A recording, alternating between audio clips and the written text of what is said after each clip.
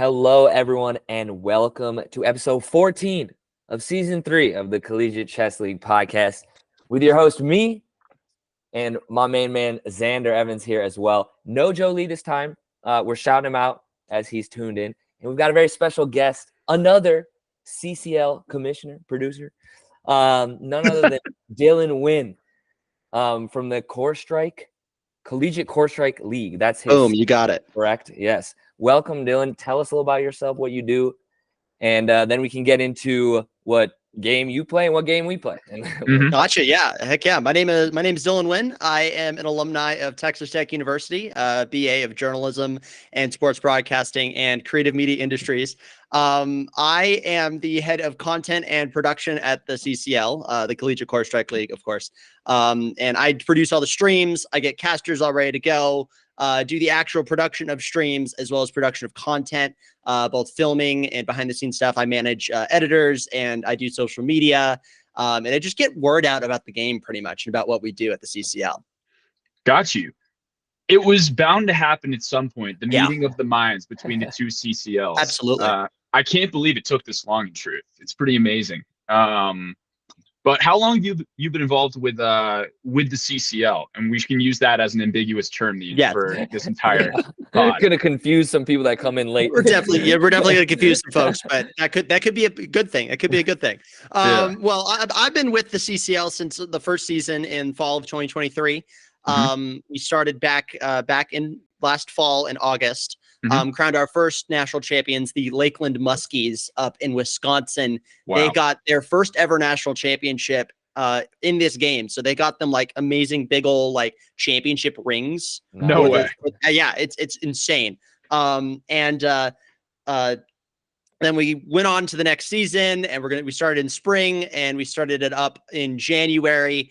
And now we are just about done with our final week and going into the play-ins and playoff stages the next 2 weeks. So we're having a lot of fun stuff on the horizon stuff. Omega Strikers as a game has been out since April of this past year. So we're coming up on the 1-year anniversary of the game being released and out. So I've been involved since the beginning of the game. And I did a few collegiate LAN hosting stuff. That's how I got my foot in the door. And then I teamed up with one of my friends, Blue Blazing, to start our own TOing and art sort of collaborative company called Striker Central. And then Striker Central worked with Trademark and Coin. They are both the heads of the CCL, the head TOs of the CCL. So we work with them to do art and production. And then they do all the TO work, all the hard work. And I just sit here and I talk. That's what I do. Yeah. It's not a bad gig. Not a bad gig at all. Not a bad gig at all. It's pretty crazy that your game is less than a year old and chess is some thousands of years old. Yes. But the CCL, our CCL, it hasn't actually been around. I mean, it's been around what, 4, 5, 6 years now. So yeah, like I guess okay. First of all, I gotta know what's the game like. I'm a complete noob. I have watched some videos, but I'm coming with a new viewpoint. I heard it's a little bit like soccer in some way. Yes, okay. The easiest way to say it is it's anime air hockey. That's pretty much it. A little more in depth. A little more in depth is like it's if League of Legends, Rocket League, and Smash Bros were combined into a game. The objective is to get goals and to win the game. It's a best of 3 set, best of 5 set actually. First to 3 wins. And there's 3 goals per set that you have to score. It gets super close at points. There's completely different maps. So the core, the little hockey disc interacts with the maps in different ways and stuff like that. And it's a lot of fun. That's basically it. At the same time, though, you can also KO your opponents, knock them out of the arena, and they're out for 15 seconds. So you can get some interesting power play opportunities, a lot like hockey would be. If you get some big KOs and stuff, there's ways to get aces and double KOs. Back, I think week 5 of this season, 2-time Odyssey events winner Snake of UT Dallas got like 48 kills in the match and still lost 2-0. Which is insane. My goodness. Which is insane. So, it's a lot of fun. They're very fast-paced, short games. And we're able to get like 3 whole series done within 3 to 4 hours every Wednesday evening. Wow. We should consider that for chess. If you knock out Yes. your opponent, you get a power play. You get like 5 moves in a row. Dude, There you go. Yeah. So that's chess boxing, right? Yeah, I was That's gonna pretty say much, that's chess it's just boxing. kickboxing, you know? Pretty much. We should Yeah. all like collaborate with like Ludwig or something on that next, you know? Yeah. All right, confirm here. definitely. Let me phone in. There Yeah, you go. let me just call him. Okay, well, tell me about the individual kind of characters. Is there a meta right now? Like how, Oh man. tell me about that. As of right now, there is a bit of a meta. It's more we're coming off of the KO meta. So there's a lot of characters such as like X, now Mako. Now and Mako are both support characters. Juliet's a big one, Asher's a big one. Asher, X, and Juliet, all these characters are very KO based. So they punch each other Sure. and they get out of the games and stuff. And the whole goal is to have your opponent be down more players so that you have a better chance of scoring a goal. Yeah. We're starting to see, especially in the CCL, it's very competitive base. So there are 2 different leagues in Omega Strikers, NASL and NASA. Those are your professional leagues that a lot of college kids do participate in. And then there's the CCL, which everybody from bronzes to pro league in ranks, they compete in this league against one another. A lot like what y'all do here at the CCL. Say, yeah, similar to Evan. Very, very similar. Bad, and I mean, you can be not as good, and you can still have a good time. Compete. Exactly, and that is our whole goal, is to just have people have a lot of fun and just get to know other colleges, get to know other people, and just either start their esports journey or end their esports journey in college with us. And that's a lot of fun, but mainly the meta. Let's get back to the meta there. Right now it's big on KOs, and we're starting to see a downshift, at least in the CCL, of teams starting to prioritize goals and angles and goal making outside of KOs. Before, you saw a lot more of these flashy KO plays, and now you're seeing a lot more of these nasty angles, like a goalie from the top left-hand side of the map, like shoots the core at a way that it just bounces off 2 walls and into the goal on the other side of the map. And it's absolutely amazing. I think Maple of Longhorn Gaming last night, I was casting that match, did an insane goal into KO, I want to say, off of the black hole on Atlas Lab, which it's a generating black hole that does damage. And it's exactly what Brody Plays Game said in the chat right here. It's the geometry era of the game. We're getting to see so many more angles, so many more different kinds of and variances of play. Whereas in the pro scene and in the upper echelon of ranked, you're still seeing a lot more of that KO type meta. Wow, that is fascinating. Now, seeing as, the game is only, less than a year old, this is sort of the foundational period where, 10 years from now, they'll look back and say, wow, those were the pioneers. They were, they were paving the way for future metas. The reason I asked about the meta in the first place is you would think, with chess being many thousands of years old, would have been solved, right? And there would have been one specific meta, one opening that you play this, you're good to go. And to a certain extent, that's true, but it also, our version of a meta is openings, what opening you play. It's also somewhat cyclical, which is kind of fascinating in my opinion. And so there are objectively stronger openings to play, but sometimes to catch your opponent off guard, maybe get them out of prep, you play something ridiculous, you know, A4, rook A3 or something like that. Max, what do you think about that? And are there any comparisons to other games that you can think of? Dude, yeah, I mean, it's going to be really interesting because in 15 minutes, actually, arguably the biggest chess tournament of the last couple of years is about to kick off, the candidates tournament, both women's and men's. And the candidates, players playing in the candidates spend 6, 7, 8 months a year studying openings specifically for this tournament. They study Dylan's openings. I'm locked in. I know exactly who he's going to play, when he's going to play, and why. And so then, just like you said, they have to. What happens when you get to the board and Dylan plays something he's never played before? Because the last 8 months he's been studying something behind the scenes, and now all of a sudden, that's throwing you off, and you don't know if it's subjectively better or not. But you got to think in the moment. All of a sudden, you're losing a lot of that prep. So I mean, that thinking on the fly. So, I mean, that's why chess hasn't been solved and can't be solved, is because somebody is going to do something that may not even be perfectly sound. But guess what? The human mind is not perfectly sound. So we're not a computer, no matter how hard we try. That's a great way to put it, Max. And it adds such an interesting psychological layer where you're not only preparing for the mathematical moves on the board, you're preparing for what you think your opponent's going to play. So you see that in Core Strike as well, where you Yes, think, you do. okay, they're going to main this, but they actually went with this, need to adapt. Yes. So in the Collegiate Core Strike League, there's this awesome resource called corestrike.gg. I believe Resnock is the guy in the community who does all of this.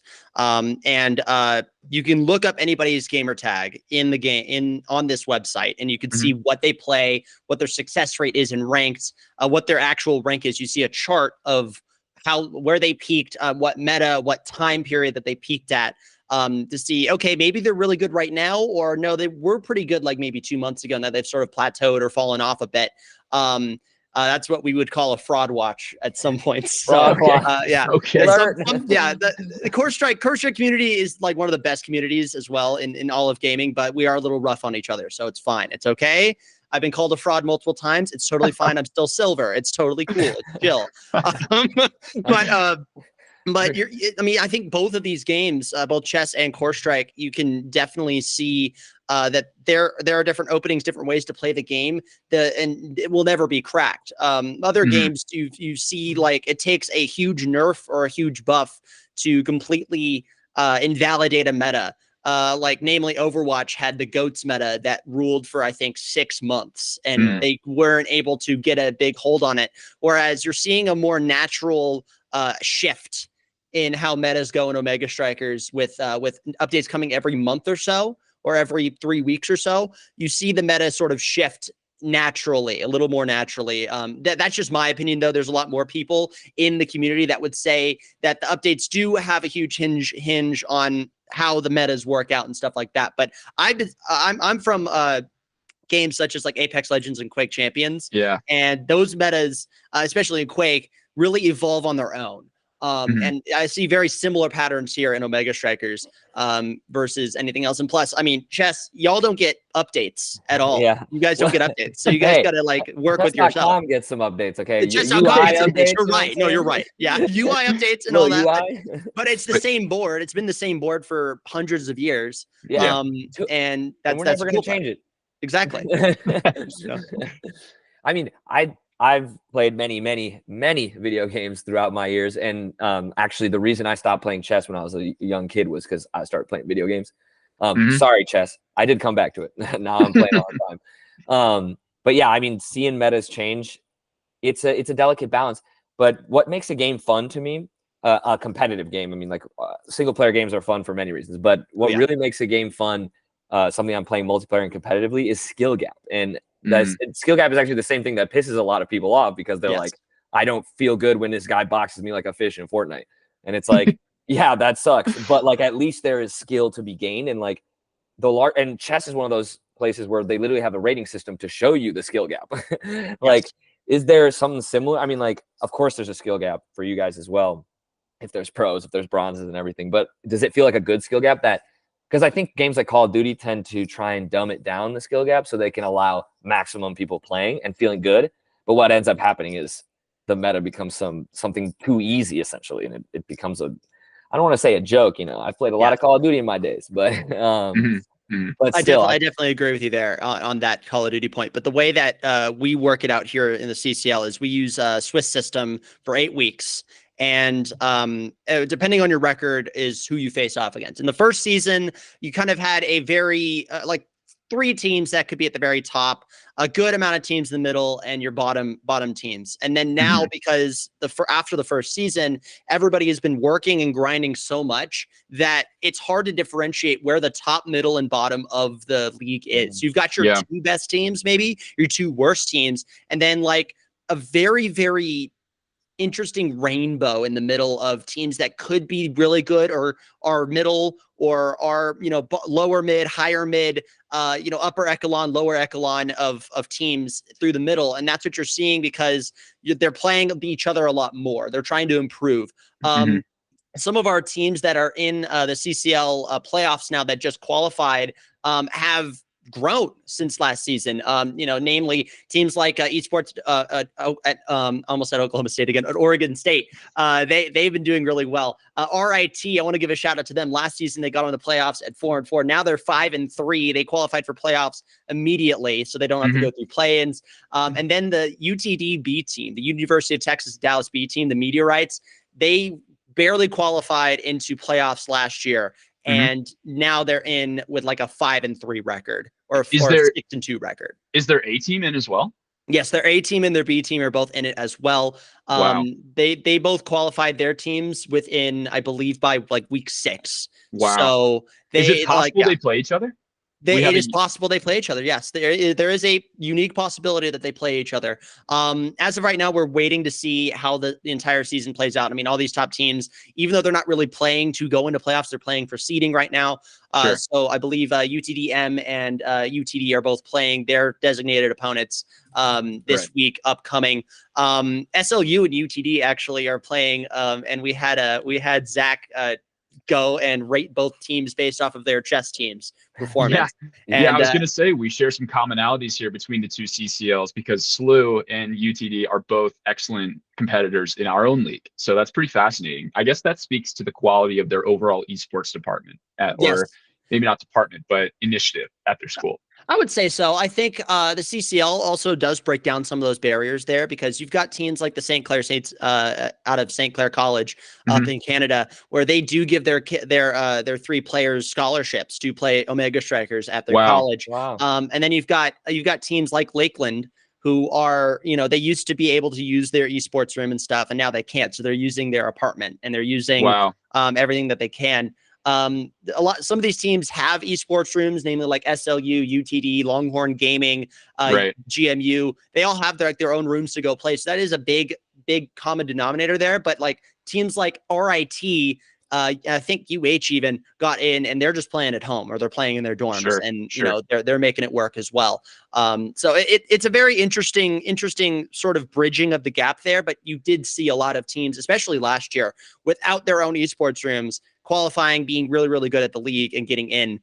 So yeah, I would say I would agree with you that a lot of this is based off of how their esports program is doing. If they've got a big esports program, you might be able to attract a few better players versus anything else. And I think you could say the exact same thing when it comes to chess. I remember back in 2019, when I was still at Tech, we hosted the President's Cup, and I was able to look around and check all that out. And it was very cool seeing a lot of people coming together and playing chess. And it got so big on our campus that we, outside of our student union building, we have like 5 or 6 just chess boards out there.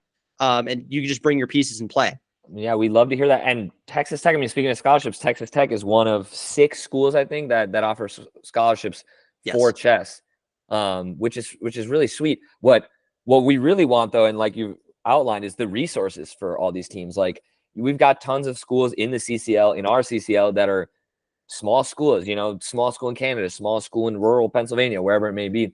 And they should have some support, from the school. Like, I know their basketball team has some support. And I mean, like, okay, yeah, I guess less people watch this than watch basketball, but it's still, part of the school, still a national champion, and it's still something for the students to grind towards. And any competitive sport or event that I've been a part of where I've had to grind with a team has been awesome, really, like really awesome. And like giving people that like camaraderie, teammate stuff is awesome. I guess for your game, since it's new, is there some sort of recruiting going on yet, or like, is there people that play like pub matches that are just elite and they're like 16 and you're like, dang, where's this kid gonna go to school?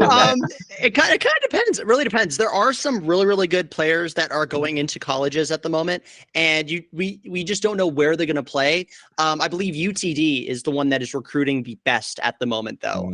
They got Snake, who has always lived in the DFW area, 2-time Odyssey event major champion, coming in and saying, yeah, I'll start playing. I'll come here to UTD and I'll play in the esports program. And now their team is like, I think, the 2nd best team in the nation right now. And then you've got St. Clair, of course, with their scholarship there. I think they're the only ones that offer scholarships in the Collegiate Course Strike League.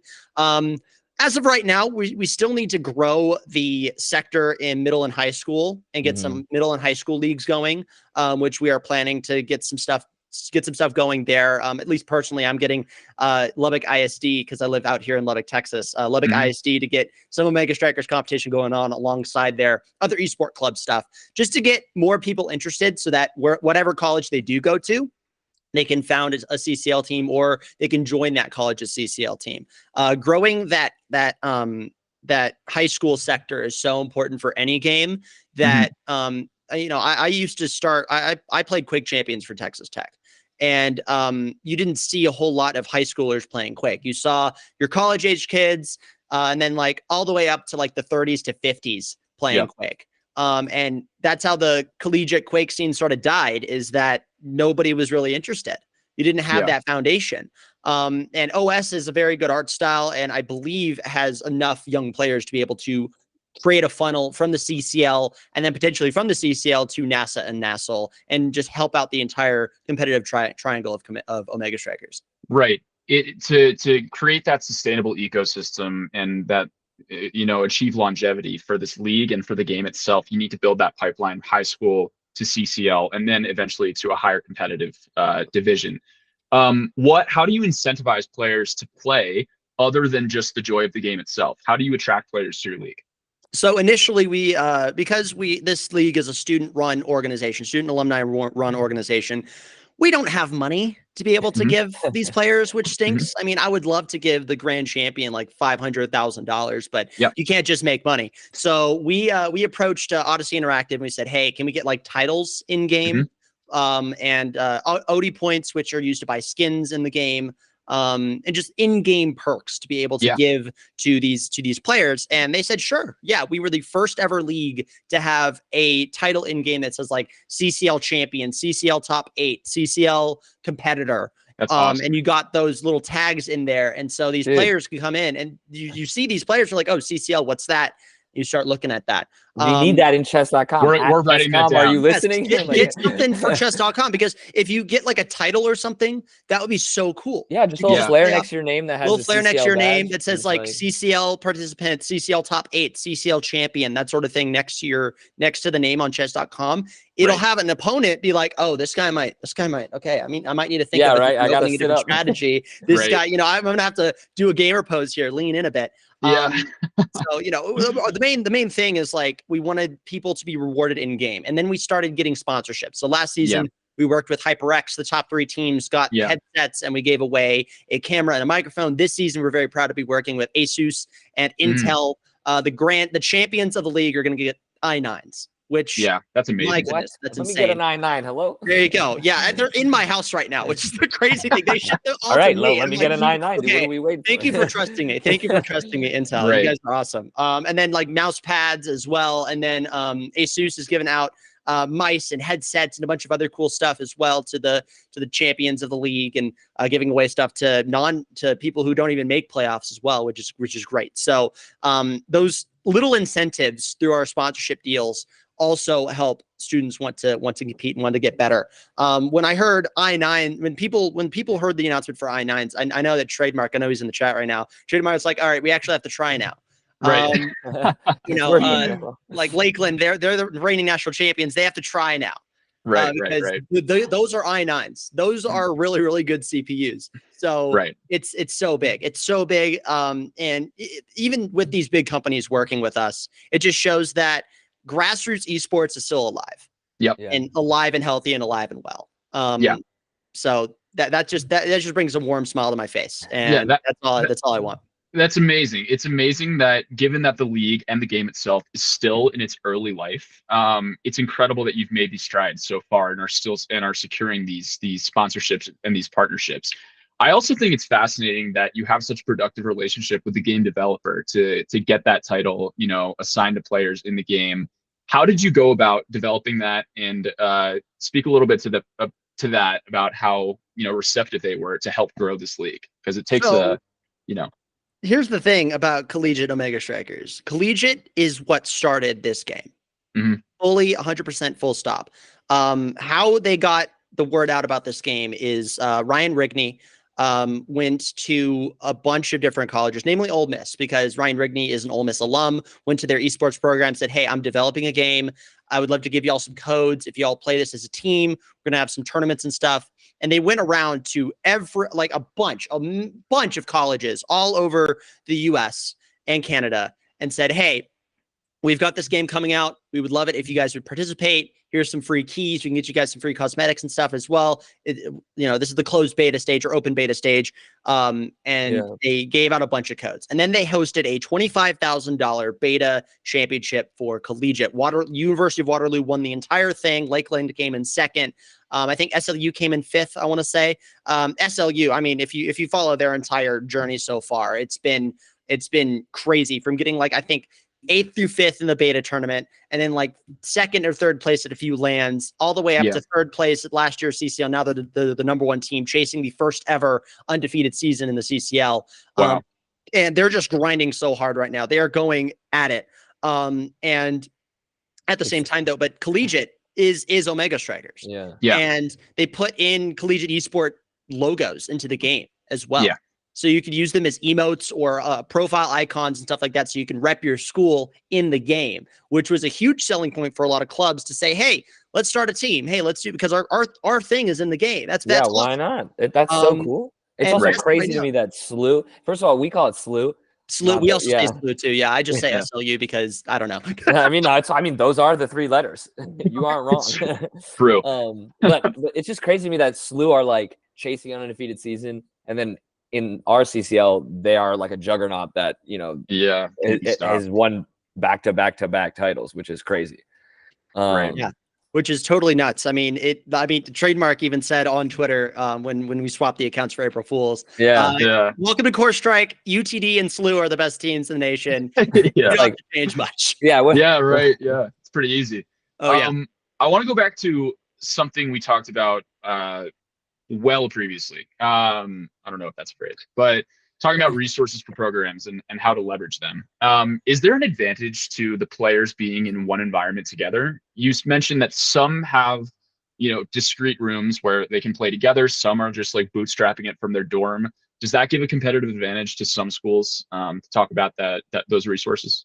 So when I was in college, we were right before the collegiate esports renaissance, where programs started building their own rooms and their own programs and got into collegiate esports on the varsity level. Back in the day, we were all playing in our dorm rooms, or we were all playing in one room with the same connection. And you start realizing that playing in the same place has a bit of an advantage over playing outside of it. You could still play apart from each other. That's totally fine and fair, and you could do really, really well. However, if you're all on the same college campus, you're all on the same internet connection. You're all in the same room together, so you can kind of feel each other's body language and sort of aura, I guess you could say. I don't know how else to explain it, but having people there in the room with you, you can feel a lot more pressure than playing online just on your own from your dorm room or your apartment. It is very, very it's very good to be able to use your esports room if you can. Now, UTD Meteorites, they haven't been able to use their esports room, I think, for a few of their matches. So they just have to play it from their apartment buildings, and they're still one of the best teams in the league. I think SLU goes and uses their esports room at SLU every so often. There is a bit of an advantage, but it's not like a make or break sort of thing. We would love it if every single program had a place to go play, and you're starting to see a lot of colleges open up places to play. But it does have a bit of an advantage, mainly because you're in the same room with people and you can sort of feel a shift in how things go. That's why I think LAN experience trumps everything else. If you have played Omega Strikers on a LAN, you're way more valid than playing Omega Strikers online, because you have competed against people physically. And that physical connection there. The last LAN at Wake Forest about 2-3 weeks ago, we had both sides chirping at each other. Wake Forest, Ole Miss, and iconic clip happens of there's no joke. There is a member on Wake Forest. There's a player on Wake Forest called Donkey Kong Butt, and Yachty from Ole Miss knocks him out on Imy's app and says, "Bye, Donkey Kong." And as soon as he says Kong, he gets knocked out and he just screams, "No!" And you can hear it on the mic, and it is just hilarious because you got that chirping back and forth, and just the mood in the room just gets heightened. You couldn't get that if you're playing online, right? You could not get that chirping. You couldn't get anything like that if you're playing online. So having your own esports room and playing with your teammates physically is just that much better than playing online. I mean, I would argue that chess is so similar. I literally yesterday went and hung out with a couple people from ChessCom, and we played a couple in-person chess games. And it's a different animal. I mean, it's just a different animal sitting in front of my computer and messing about versus like being there in person. And especially with the chessboard, you can like draw arrows and stuff on chess.com. You can highlight squares and all this stuff. And in person, I'm like, okay, that goes there, that goes there. Yeah. I'm like, wait, did I mess that up? I feel like if I played in person again, I would have to like stand up and like look down. Yeah, look straight down at it. Straight down at the board, because I've been playing a lot of chess.com since April Fools and stuff. Actually, Zach and I gave each other an ultimatum. I will say that we gave each other an ultimatum. What is it? So he said that I have to reach in a month. I have to reach 750 rating on chess.com. You got that. I said, I got that. I could do that. I told him after the rank reset, which should happen within 1 or 2 weeks, he has to get up to high silver, which is also easy in Omega Strikers. So we're both going to be trying to get those goals and then go from there and work from there. Because Zach was like brand new to the game, and I'm trying to coach him.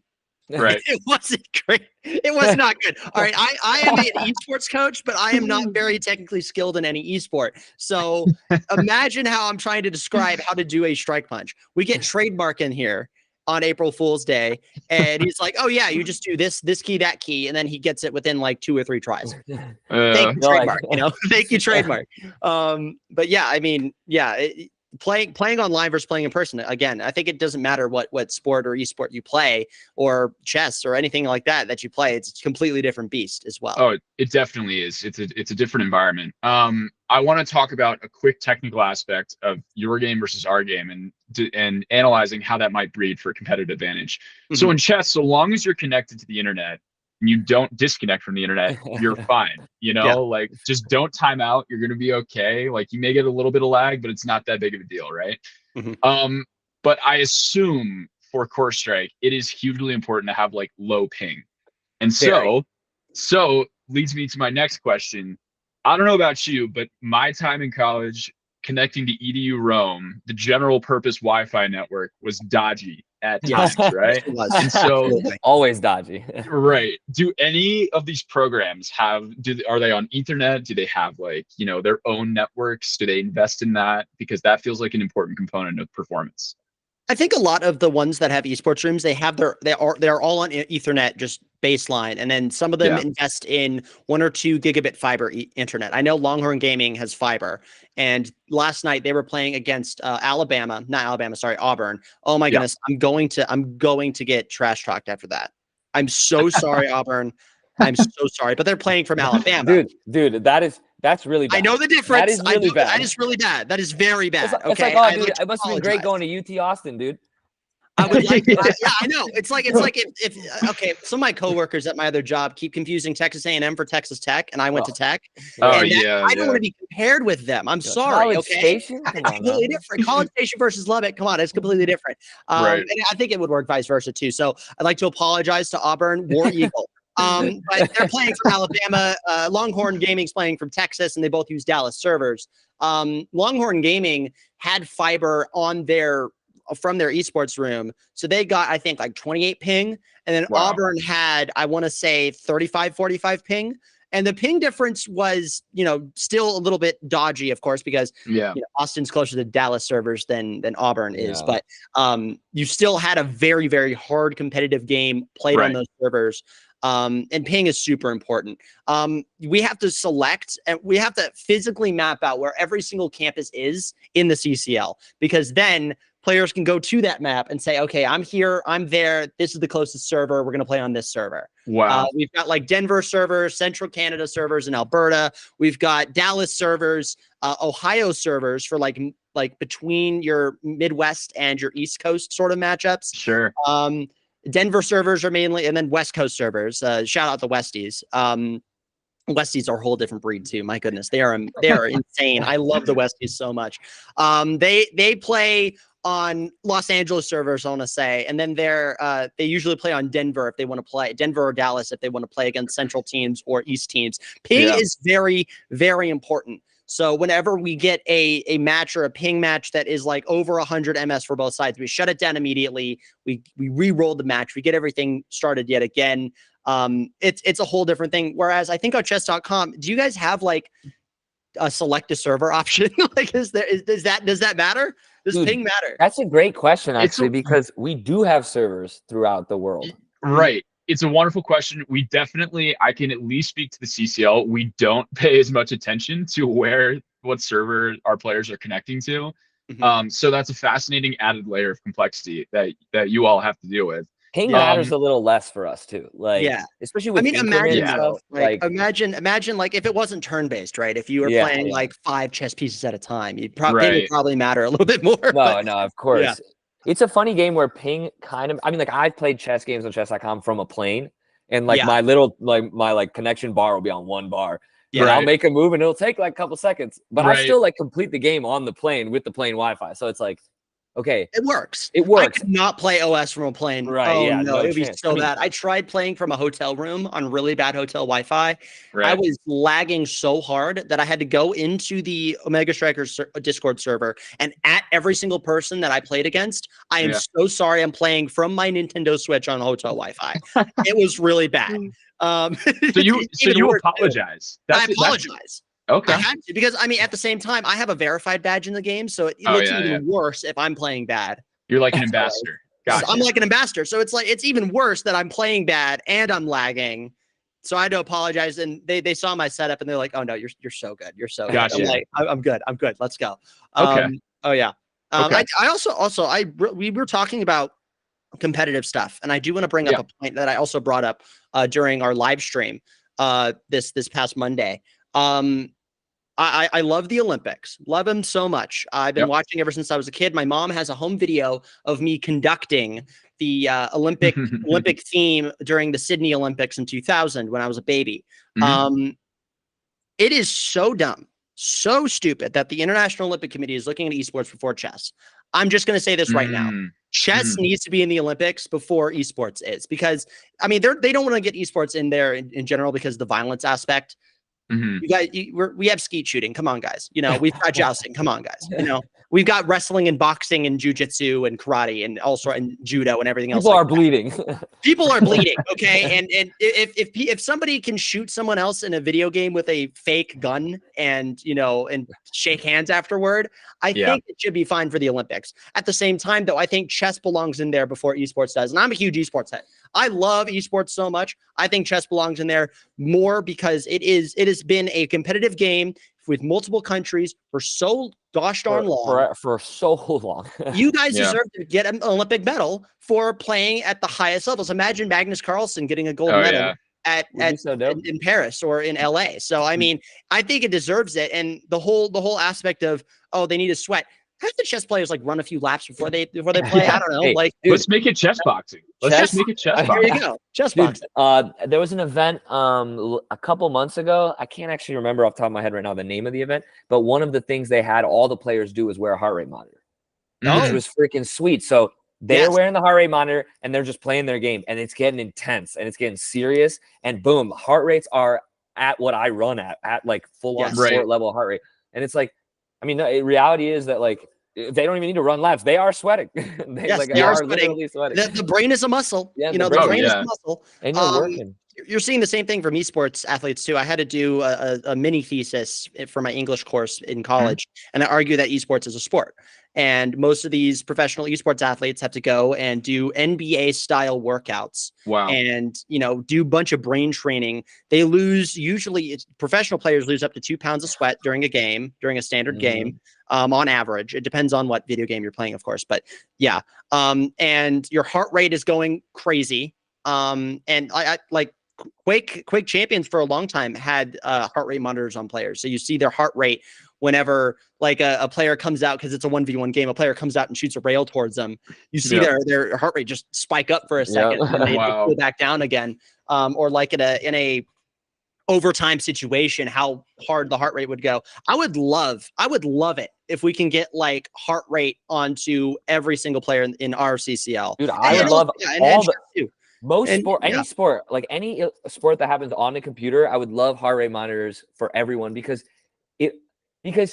when you're sitting and looking at a screen, unless you're that meme of old boy that's sweating literally, like you can't physically see the sweat on people's brow, like that's going on in their mind, but you can portray it with the heart rate monitor because you can't hide when your heart rate's up. Like, period. I mean, like there have been some insanely intense Fortnite wins I've had with my friends where at the end I'm literally like, Woo, Jesus I feel Christ. winded. I feel winded. Yeah, Like yeah. I got a Fortnite win with my sister here at my house, and I felt like I just won the national championship. I was Yeah. walking over, I was high-fiving, I was screaming. Yeah, Hiding in a bush the entire time. Yeah. I did pretty much the entire time and popping out. Hey, a win's a win. A win is a win. A win is a win. Game is indubitably game. Right. You know, both of our sports do use muscular work, and the brain is a muscle. Yeah. And sweating. I mean, 6,000 calories a day while playing in a tournament. That's crazy. That's insane. That's and insane. you're not doing crazy muscle movements there. I think if you start putting heart rate monitors onto more esports or chess players, you'll start getting a lot more sympathy, I guess. Yeah. Or people will just understand that this is legit. You know, you can't. Sometimes people have like a grim face on, or they have a locked in face, right? Right. Like, and you don't really know how hard their heart is pumping, if they're chill, if they're not. Yeah. What their levels are. Once you start adding that heart rate monitor, I think people will be like, oh, that guy's working right now. He's right. working. I think that's a fascinating idea. And I think a core goal always is to humanize these players. So like a lot of people say like Magnus is incredible. Like he's an alien. I can't relate to him. He's a savant. But at the end of the day, he is another, human being that is just incredible at chess. If we saw like with like one of these or something, or like one of these, you see his heart rate spiking. Well, my boy got both wrists ready to go. If you see the heart rate spiking, it's like, oh my God, he's thinking right now. He's like me. I could be Magnus, not actually. Yeah. But it'd be a really cool way to connect, the viewer and the competitor, through this medium, which is technology that is sometimes difficult and loses that human component. I think as well, especially in OS, it's such a small community. I saw a post on Twitter, X, whatever you want to call it, yesterday. Twitter. That was what is a fan when the fan base is so small, everybody knows everybody, and it was a quote retweet that said literally Omega Strikers. Everybody knows everybody. Everybody knows everybody. Soon enough, it won't be like that anymore. I promise. Yeah, I hope so. I'm praying. But at the same time, like there's a lot of players that have an ego or an attitude online, and I think that's totally within their right. Within their right. But when you meet them in person, they are compassionate and nice, and there's no bad blood between anybody, right? But all online, you lose that human element. You absolutely lose that human element. The same can be said for like Magnus Carlsen, professional chess players, where they're like, oh, they're monsters. They're really good at this game. I can't relate to them. And just meeting them in person or having them do more live stream content or just talk more in like more of an in-person type space shows that they don't have like the ego is not 100%. They're not like this all the time. They don't speak like to their mom like they speak to me and Q, right? It's actually funny because Chess.com is doing this exact thing. This is a little leak, exclusive leak. Ooh, but Chess.com is sending out our video production team to a bunch of the top players to essentially create player profiles about them. Yeah, that are going to be used in many more, from shorts to long form to whatever. But the idea is so that when you're watching these guys on your screen, it's not just Dylan Winn. It's like, I know his story. I know who he is. I know why he's playing. I know he's got 3 cats at the crib or something. Like, I hope one of them walks across the screen. Whatever. Like you have a human reason to be there and hyping up because and that's why I love sports like basketball and stuff. I mean, I love my hometown team or whatever, but they suck right now. So I'd prefer to like watch some really good player be at the top of his game and have a great personality. I mean, it's just great to see. Yes. Also, by the way, the Magnus Carlsen of Omega Strikers is in the chat right now. Hi, Vaughn. Hello. Firelight no V way. In the chat. Hi, Vaughn. We love you. Dude, I feel starstruck. I don't even know what to say. Yeah. He's the GOAT. He's literally the GOAT of OS. And I think we've argued about this multiple times about who's the GOAT of OS. Yeah. I think it always just comes back to it's always going to be Vaughn. I mean, he's been at the very top for this long. He's probably going to stay at the top of the game as long as the game's around. Wow. Well, but Vaughn, I think people will go up and challenge Vaughn. If you're in the chat, what does your career look like? I'm sure this isn't your first game if you're at the top. I think he started in League of Legends, and he works as a teacher, I want to say. Okay. So dude, shout out to our teachers. Shout out all of our teachers. We need teachers. Teachers should be paid more, honestly. Why do we all agree on that? It's not happening at government. Government, come on, let's make it happen. I mean, a vast majority of my teachers in elementary school let me play chess on the really bad MacBooks. The Macintosh computers, the ones with like the oblong back. Of course. All in one. The OGs. Dang, you were playing chess on those things back in the day. Okay, wait. Wow. Mac Chess and Yahoo Chess. This is exactly what I want. I haven't asked you this, and we don't have that much time, and I want to know the answer to this question, which is your chess journey. Like, yes, when did you start playing? When did you stop playing so you could play OG instead? So, my dad is an electrical engineer. My mom is a broadcast journalist. So two very different sides of the coin, very logical thinking versus emotional sort of thinking. Yeah.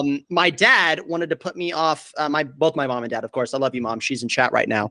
My dad wanted to get me more on this logical side, potentially make me into an engineer or somebody who can use their brain at a certain level. So the chess pieces were in my hands from around 1 or 2 years old. I want to say first grade, I started playing a lot more. I played chess against my friends in person, in school, on the computers. My dad set me up with a Yahoo Chess account, which that was the first ever online games account I've ever had, was a Yahoo Chess account. And I would play all through elementary school. We did chess tournaments when I was really into choir. So this is where my mom comes in. My mom put me in choir, dance, theater, whole 9 yards. I started getting more into that because I was really, really good at that. And I wasn't good at the engineering side, the whole math, sort of logical thinking, that sort of thing. I was very, very good at the performing arts side. So we always go to choir camps and we would run chess tournaments, and I would win a few, I would lose a few. Because the one choir camp that we were at had like 5 tables that were all chess tables and all the pieces and everything else. So this was before everybody had a phone. Everybody had, phone or a tablet or whatever. So you were like in the middle of nowhere in the mountains, and you would just play chess and sing and play around with your friends for like a weekend. Dude, it was great. Sounds like a great time. Yeah, that's incredible. My mom's actually saying kindergarten as well. Kindergarten. I stopped playing chess around middle school because I found this awesome game called Team Fortress 2, and I decided to play that a little bit more than chess. You ever heard of Minecraft? Minecraft, of course. Yes, I got my first nice laptop because my parents, like during Christmas, gave me a sheet of paper that said "Your parents will," and it's like the old Minecraft like homepage and the circle and MS Paint. Buy now. Your parents will buy you Minecraft. I'm like, let's go. And at the very end, I didn't have a thing to play it on because I played like the demo version on my old laptop and it was getting like 1 FPS. Right. I can't play Minecraft. And I'm like, well, that's okay, son. Well, maybe wait for your birthday. And I was like, all right. And my dad comes over and he's like, hey, Dylan, what's that under there? There's a barrel. And I open up the barrel. It's a nice Lenovo laptop. Oh my God. That's actually I'm about to craft so hard. I'm about to craft so hard. I spent the rest of the night behind the sofa eating a whole package of King's Hawaiian rolls and playing Minecraft creative mode. King's Hawaiian rolls, dude. I used to dip them in milk as a kid. Oh, that sounds amazing, actually. So fire. I mean, it does off-putting. Probably somebody in the chat's probably like disgusted. No, I know it does sound a little weird, but I tell you, it hits. I like it. I haven't had it in 10 years, but damn. I'd mess with it. But yeah, my sister did a lot more in chess and stuff too. I actually got in big trouble because I hurt my sister because she didn't want to play chess with me when I was a kid. Mom is saying in the chat that your sister's better than you. She is better than me. She is better than me at chess. Wow. She's continued to play off and on through high school and into college. I focused hardcore on the video game aspect and the performing arts aspect. Yeah. I was going to do like maybe Broadway, maybe dancing or singing professionally. And then I was at the International Thespian Festival, my senior year of high school in Nebraska. And they had this giant gym in their rec center. And there's like 700 kids in there doing a dance routine. Very end of the routine, they sit everybody down. They say, all right, who here wants to do this for their full-time job? And I was still didn't really know what to do. Like 95% of the hands shot up in the air. They said, okay, everybody who did not raise your hand. Don't worry. We're not going to shame you. We all raise our hands. They're like, these are the people we should be celebrating because they know what it's like to do this. They're going to support the arts. They're going to, take their families or their kids to be in performances or go and watch performances. These guys are kind of the goats. And I was like, okay, I can roll this into something else. And this is when I started getting really into Counter-Strike, really into wanting to do casting. So that's why I went to college for journalism, do sports broadcasting, so I can roll that into esports broadcasting. And from there, it's pretty much history. Doing off and on gigs, freelance gigs out of college. First few full-time jobs. First, I had a job at Tribe Gaming, and then I had a job at a credit union, and just off and on doing freelance casting work. And it's a lot of fun. I say right now, even though I don't have a full-time job, I have 2 part-time jobs. I'm freelancing right now. I'm more happy than I've ever been in my entire life because I am doing what I love. And that is exactly what my mom and dad taught me to do. They said, Dylan, find what you like to do and make money and try to find a way to make money doing it. Yeah. I mean, that's the dream that I'm living in some way or another. I mean, like I do love chess and I work for chess.com. So that's a huge W. But the main thing is I also got to pay rent at the end of the month. Yes. So that also needs to be done. No escape. That needs to happen. There's no escaping rent. You can't run away from rent. There's no way. But yeah, I mean, and so in 2020 during lockdown, I watched this Vox documentary on Netflix about chess because they also have one about esports on there. My dad's like, Dylan, they have these like really short documentaries. There's one about esports. You should watch it. So I'm like, oh yeah, I'll watch it. And then the next one was about chess. I was like, let's talk about chess. And I made my chess.com account and I played like a few games against like the XQC bot. And then I signed back on and actually played my first game against another human being this past Monday. So I'm still working on it. I'm still working through it. I need to reactivate the dust bunnies in the back of my head to help me figure out what chess is and how to play it. The journey has begun. You will be 750 before the month ends. I have never been more confident in I have confidence. In my entire life. I think I can do this. 100% believe it. All right. Well, honestly, this is kind of the perfect close because we're right about at time. So I wanted to say thank you so much, Dylan, for coming on. The chat has been cooking. Yes, the chat. So shout out everybody that's in chat that came to support Dylan. Obviously, you're doing it right. Including Miss Winn. That's sweet that your mom's here. That's awesome. Mom. She watches all my streams. She is up here, total zoomer. Bro. She says poggers, it's lit. No, earlier she said she said can confirm, and I was like, well said. Yeah, can confirm. She does all of the lingo. It's crazy. I think at one point she said BIS, which is a best in slot, which is a fighting game and OS term. Yeah. Wow. BIS said something, and I'm like, that's insane. Whoa, dude, I talk to people that are my age and talk in video game slang, and they're like, "Huh? Can you what?" Yeah, right. Yeah. So right now, weird. Sorry, Joe. Right now, I'm on the Striker Central account because I've been streaming for them. But shout out the Striker Central account. That's totally fine. Follow us on social media, CCL_OS. That's CCL_OS. We do all sorts of fun posts and memes and stuff like that. We mainly do a lot of in-game coverage and stuff like that. We also have a TikTok, same thing, CCL_OS. Download Omega Strikers. It's on every. Dude, I'm actually about to do that. It's free to play. It's on Steam. You can get it on Xbox, PlayStation, Nintendo Switch. You can even play it on your phone or your tablet. But I would stick to PC. I'm just saying, okay. I mean, that's just the better experience in my opinion. There's a good amount of people that actually play like half controller, half mouse, which is interesting. That's wild. That's crazy. But yeah, download Omega Strikers. It's free to play. Play a few matches. Join our Discords. Join the main Omega Strikers Discord. Join the CCL Discord if you're in college. Just get 2 other people who want to play and just play. Yeah. The OS community is hands down the most friendly and accepting community I've ever been a part of, and it's only going to get better from here. There is minimal toxicity. Minimal.